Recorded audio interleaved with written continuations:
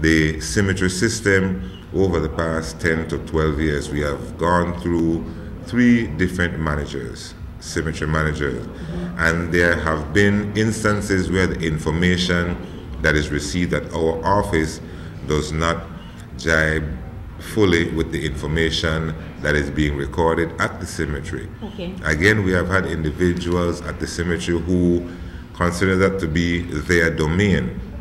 So there have been some problems with accessing the information that is available at the cemeteries so we can get it into our system. At present, we are preparing to embark on a total remapping of the Lords Ridge Cemetery. Why some people might ask, would we go through such an exercise when Lords Ridge Cemetery is on the way out and 13 Miles is about to take over as a major cemetery?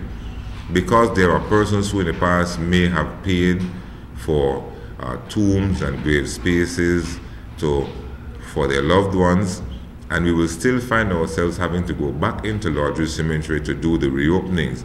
As a matter of fact, that is the majority of the requests that we are getting for Lords Ridge Cemetery is for the reopening of tombs for the interment of loved ones whom they had reserved space for on top or beside their loved ones. Yeah. Now, in order that we do not have the same problem occurring at mile 13 in the future, we have already put together a plan where we are trying to get a system in place for 13 miles that will allow us to have better control over the burial spaces. If anybody who has any familiarity with Lords Ridge will notice the haphazard way in which some of the burials were carried out, you are finding burials and tombs on walkways where pathways should be.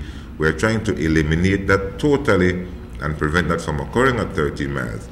It will be a very extensive project where we will even have to see about using a different numbering system for Lords Ridge because of the fact that different cemetery managers over the years, their information does not coincide and jibe fully with what we have on the system here.